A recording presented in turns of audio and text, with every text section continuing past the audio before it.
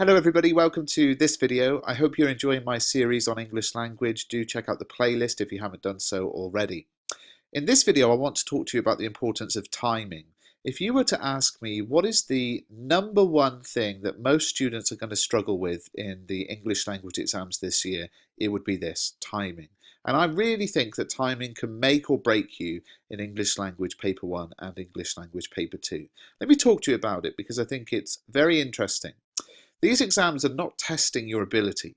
They're testing your ability to answer questions under very harsh time conditions. So here's the details on paper 1, okay? Explorations in creative reading and writing.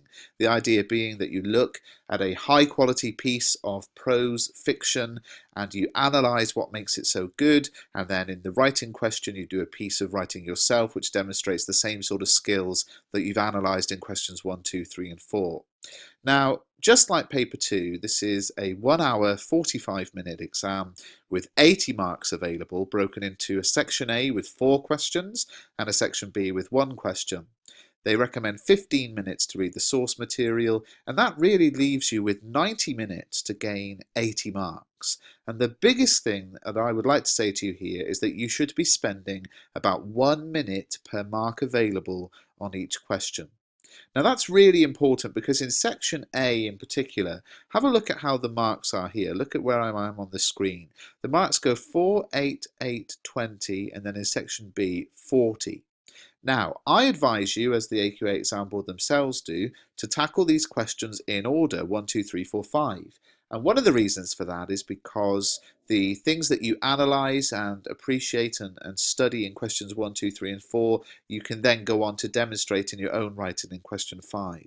But you can see that if you mess up your timing here in the early questions, you're going to run out of time on up here in the high mark questions.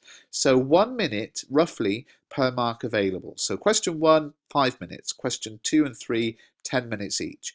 25 minutes, let's say, or 25 on question 4, and about 45 minutes on question 5. Here's the big thing to look out for in paper 1, questions 2 and 3. You could easily spend 20 minutes on each of these questions. So make sure you spend 10 minutes, then move on. 10 minutes, move on. 20, 25 minutes, move on. Now here's the other thing though, the questions have these bullet points, don't they? So let's think about question 2. It says you might want to analyse words and phrases, language features and techniques, and sentence forms. And I recommend that you do all 3 of those, perhaps one good thing on all 3.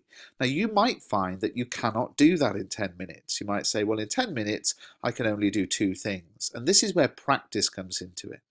The formulaic approach to this exam means that we know what these questions are going to ask of us. We know it's going to be analysing the language in an extract, looking at words and phrases, language features and techniques, sentence forms. So check out my revision guide for English language at mrbruff.com, £3.99 instant download on how to answer these questions, because you need to be able to do everything the question asks of you in the time available. And that is a sort of a 2-part challenge because it's very, very difficult to do that, particularly in the lower mark questions. Similarly, I see a lot of people who don't write much in section B. They write about, the same that they write in question 4, they write for question 5.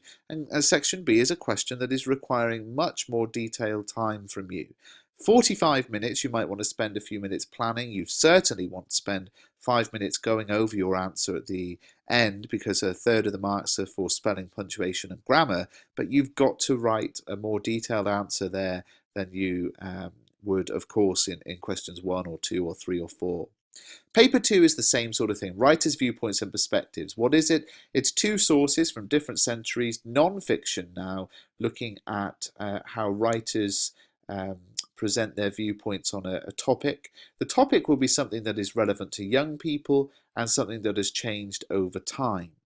It's a 1 hour 45-minute exam again, and again there are 80 marks divided between 4 questions in section A and 1 question in section B. Again, they recommend 15 minutes to read the sources, although there are 2 sources now, and that leaves us with 90 minutes to gain 80 marks, so around 1 minute per mark available. Now, the slight difference here is that it doesn't go 4, 8, 8, 20, 40, it goes 4, 8, 12, 16, 40. So there is actually a much more linear progression as the marks awarded go up in 4s and then up to section B. What does that mean? Well, it means a couple of things. I actually think paper 2 question 4 is very similar to paper 1 question 4, but you've got a bit less time to answer it here. So I think it adds to the challenge. You know, question 3 is the language analysis question. While the language analysis question in paper 1 was worth 8 marks, this one's worth 12. So they're expecting some more detailed language analysis than you were able to perform in paper 1. But the same thing applies. 1 minute or just over 1 minute per mark available. Timing is absolutely essential. Now, what does that mean? Does it mean that you should have a watch? I think it does. I think you should get a watch. If you haven't got one, I think you should borrow one off somebody in the family who does have one, because you could look at that clock at the front of the room, but it might be the case that somebody really tall is sat in front of you, or the light from the sun is shining off it. You've got to manage your timing. If you manage your timing and be really strict with yourself on that, I think you will do really well. So good luck. Please do subscribe to the channel and make sure that you watch all of the videos in the playlist over the next couple of days. They will really help you.